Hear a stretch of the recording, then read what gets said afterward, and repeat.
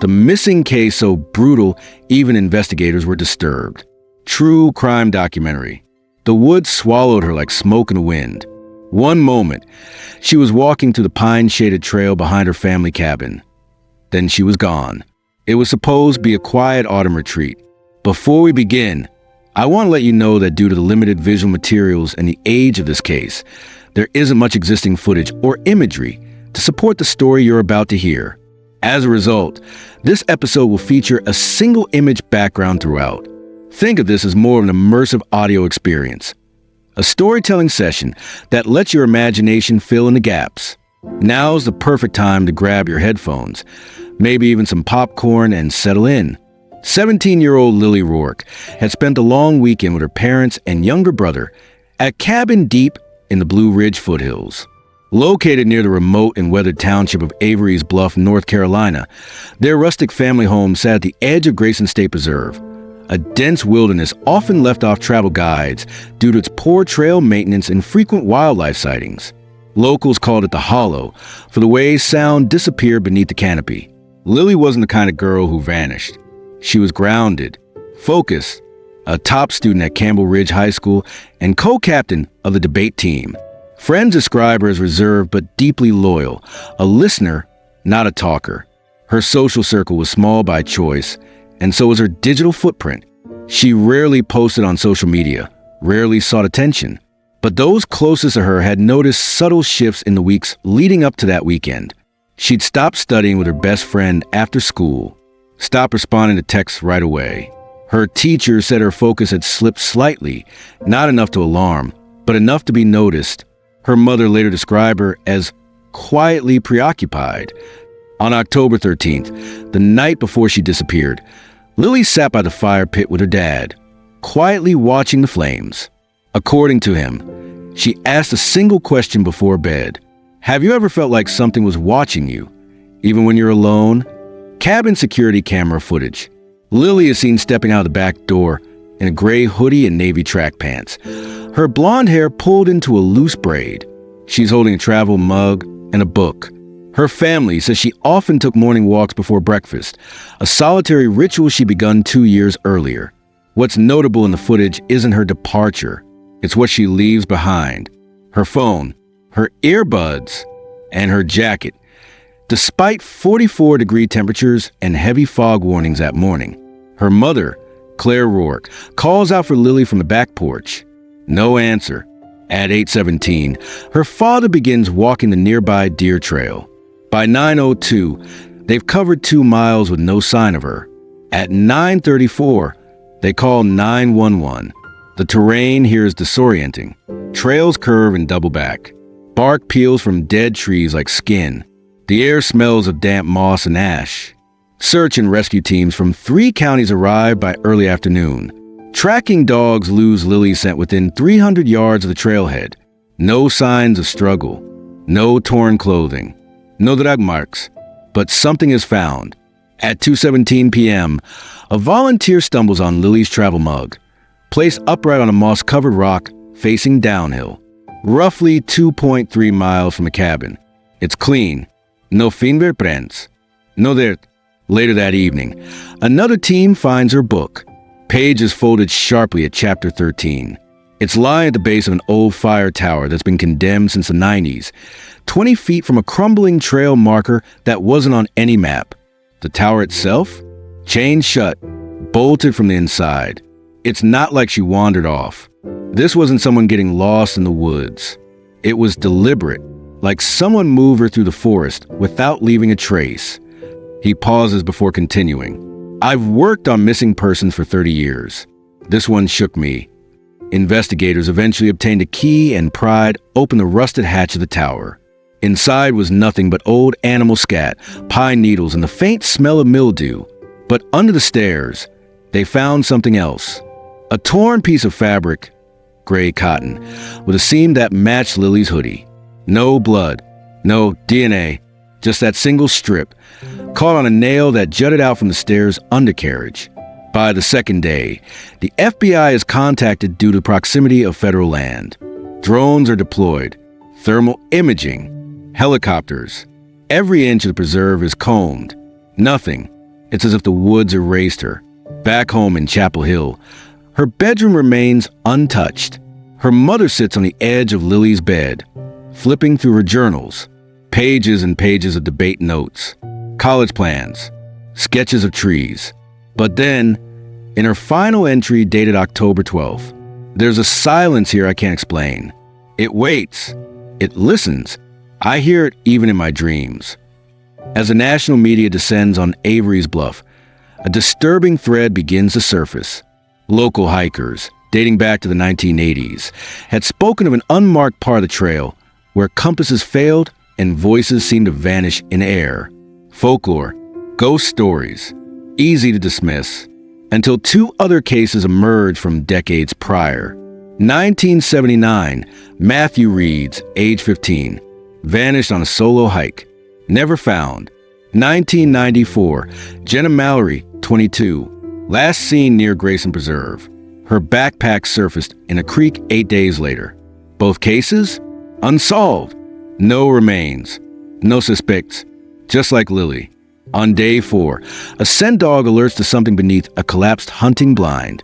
It's a shallow indentation in the soil, as if someone had rested there briefly. A partial footprint is found nearby. Men's size 11. Not Lily's. Not anyone from the search teams. And fresh. Made within the last 48 hours. We don't believe Lily was alone that morning. The footprint, the location of the mug, the precision of her trail, this wasn't random. Someone either led her away or waited for her. But no suspect are named. No forensic trace. No movement on bank accounts or school ID. It's as if she stepped into a pocket of the world and never came back. In a televised press conference on October 20th, Lily's parents delivered a statement. "We believe our daughter is still alive. Someone knows something. Please, if you saw or heard anything, no matter how small, come forward." Behind them, a blown-up photo of Lily smiles softly. The caption reads, "Help bring Lily home." Winter grips the foothills. Snow covers the trails. The official search is suspended. But a private tracker, hired by the Rourkes, reports something odd during a solo sweep near the southern ridge. An old hiking scarf, faded blue with a single red thread, was nailed to a tree facing west. No one recognizes it, but pinned beneath it is a photo, weathered, curling, of Lily, standing at the base of the fire tower. She's alone, and the image was never taken by her family. No fingerprints on the photo, no negatives, no digital trace. The camera angle suggests someone was watching from the tree line, just beyond view. FBI analysts confirmed the photo was developed on discontinued Polaroid stock. The timestamp on the back? October 14th, 2007, 7:49 a.m. At the same time, her family was making breakfast. Lily Rourke was 17. She walked into the woods before breakfast and never came back. No suspects. No witnesses. Only fragments. A mug. A torn hoodie. A photograph taken by someone who was watching. Even now, search teams refuse to go near the fire tower alone. And for those who walk that trail, the silence that settles there is not the silence of peace. It's the silence of absence, of something taken, and never returned. They say in Avery's Bluff, the woods don't echo. What you shout out never comes back.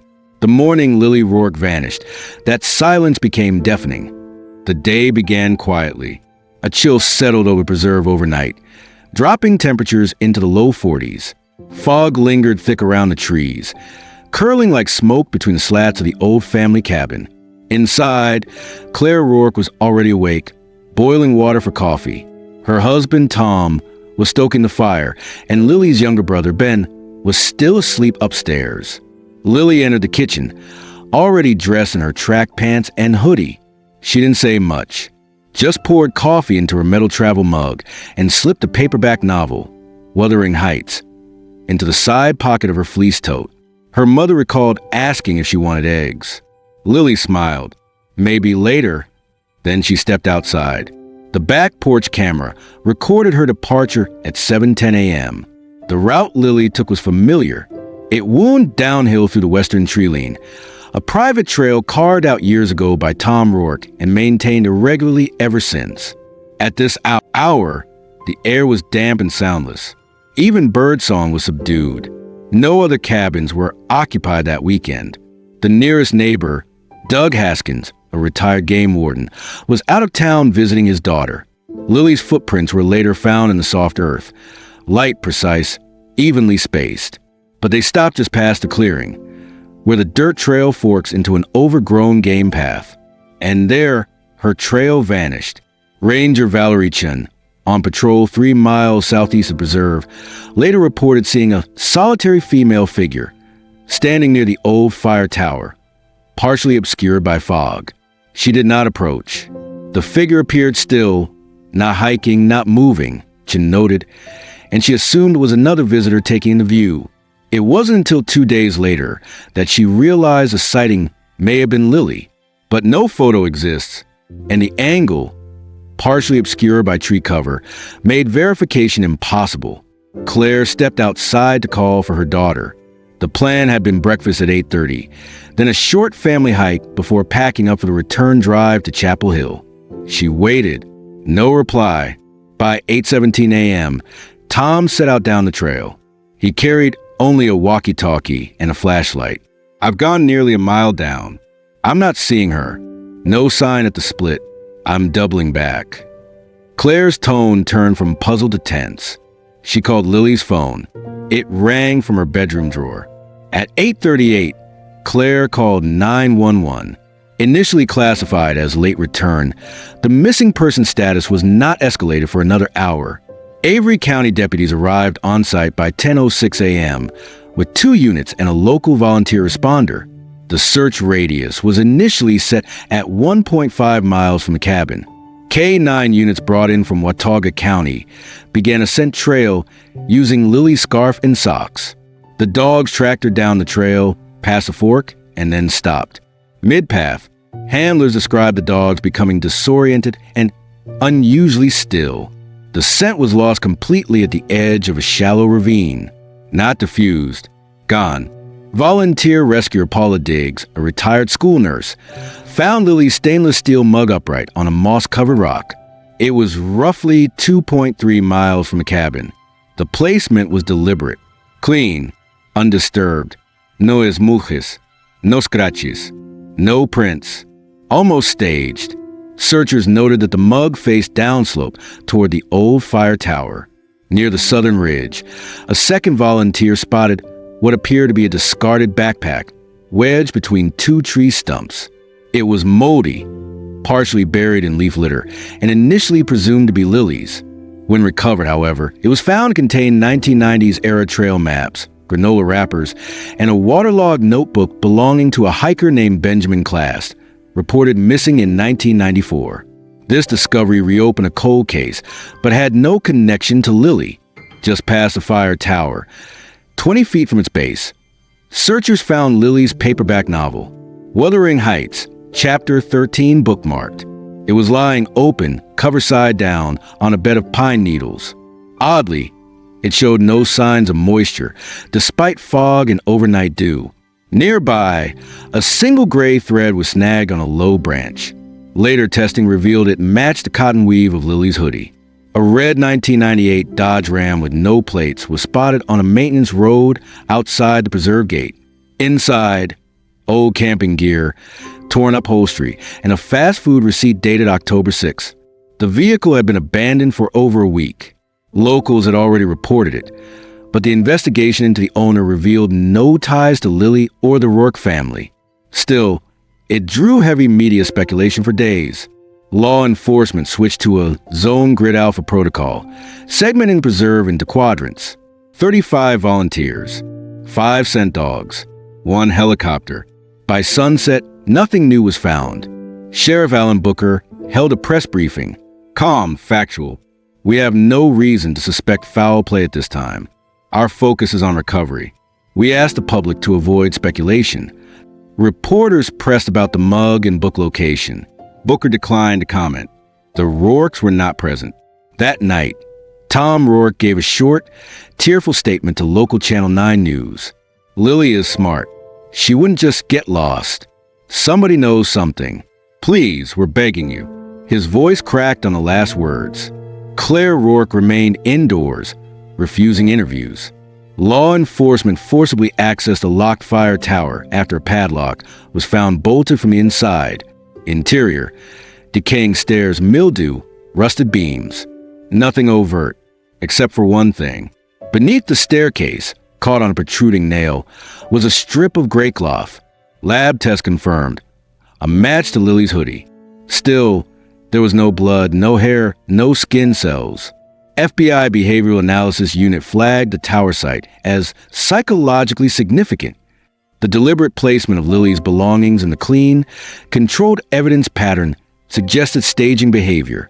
This altered the case designation from lost juvenile to suspicious circumstance. High priority. The story ignited talk across Avery's Bluff. Locals recalled old Cherokee legends about the Hollow, an area said to trap spirits or pull wanderers into the quiet beneath. Decades-old search reports detailed similar disappearances along the same ridgeline. Some spoke of the Watcher Tree, a dead pine facing west that no birds landed on. That tree stood 15 feet from where Lily's mug was found. During a secondary sweep along the southern ridge, searchers found a piece of blue cloth nailed to a tree. Beneath it, inside a sealed plastic slip, was a photograph. It showed Lily standing alone near the fire tower. No timestamp. But image forensics confirmed the shot was taken between 7:45 and 7:55 a.m., the morning she vanished. Angle analysis suggests it was captured from a low vantage point, likely from behind cover. Not posed, but observed. The case entered federal jurisdiction. The FBI opened a new classification. Potential abduction, isolated terrain, no witness. Drones were deployed. Canine units returned. No new scent trails. Investigators pursued several avenues in the coming days. A former boyfriend dismissed, verified alibi.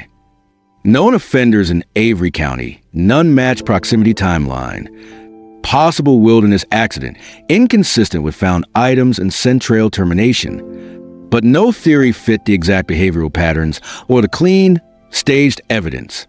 Deputy Tara McKnight, while reviewing archive ranger logs from 1996, came across a strange note, in faded ink, scribbled in the margin of a trail inspection sheet.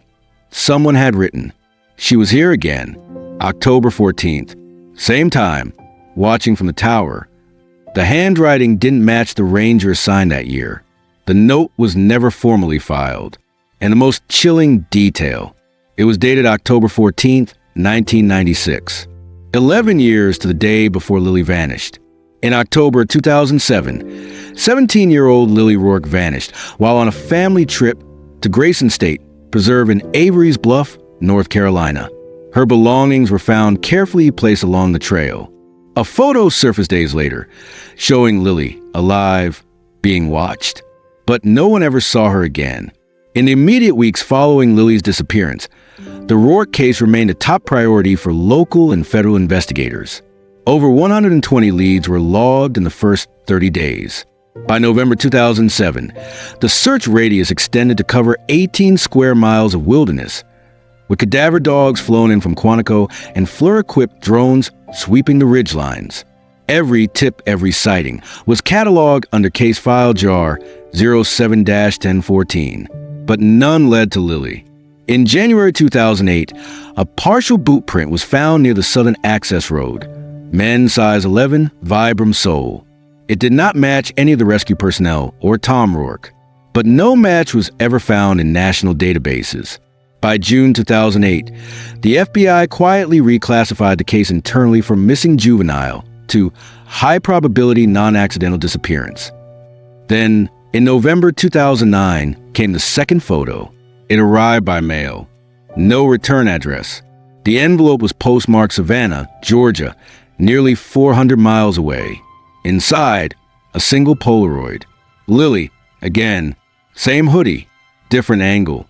She was sitting now, on the edge of the fire tower's platform, knees drawn up, staring off into the mist. Forensic analysis dated the photograph's chemical aging to within a 48-hour window of her disappearance. There were no fingerprints, no camera identified, no metadata.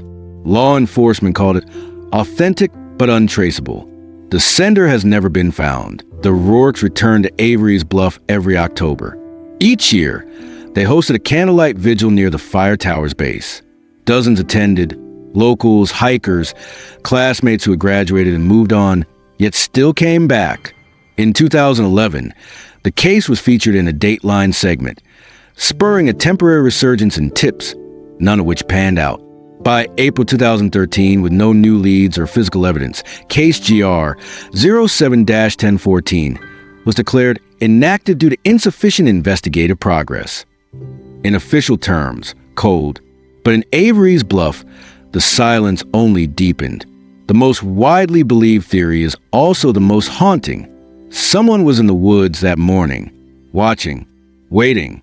The fire tower, long sealed off, provided the perfect vantage point. The first photograph confirmed that Lily was seen from a low angle. The second, taken from above. Sheriff's reports mention a known drifter, William Pine Morley, last seen in the area 3 days before the disappearance.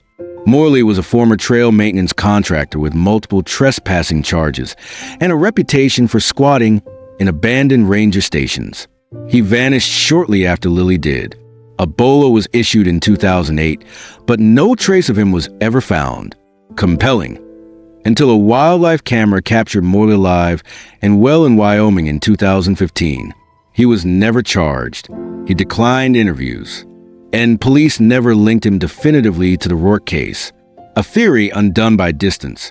Some investigators began asking harder questions. Was Lily trying to leave? According to one of her former classmates, Lily had been distant in the weeks before the trip. She said she felt trapped, not by her family exactly, just like everything was already decided for her. She had also deleted nearly a third of her text messages from the month before the disappearance. One name, Mason Bell, 21, a first-year teaching assistant at UNC, came up during interviews. They reportedly exchanged emails about starting over somewhere quiet. But Bell denied any personal relationship and had a verified alibi, a conference in Knoxville the weekend Lily vanished.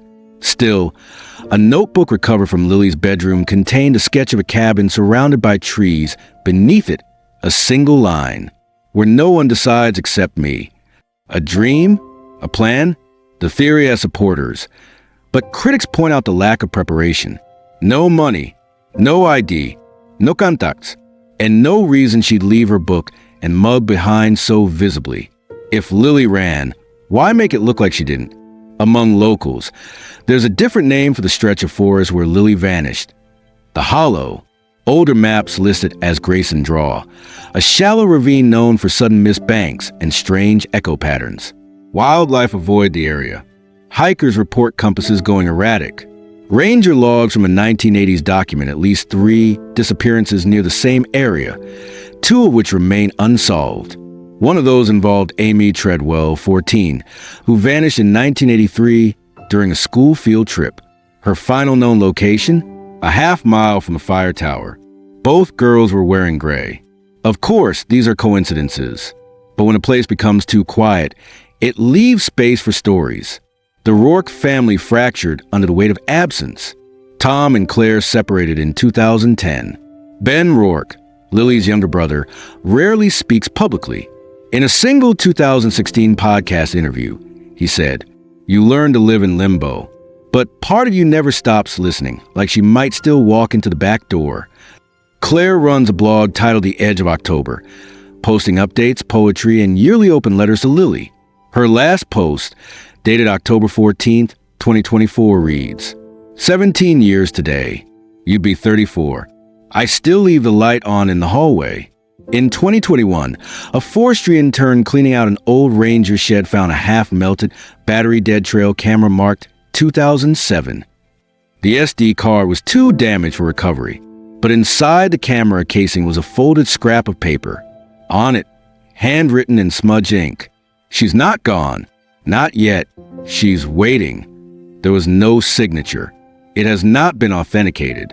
On a telephone pole just outside Grayson Preserve's ranger station, Lily's original missing person flyer still hangs, faded from sun and frost.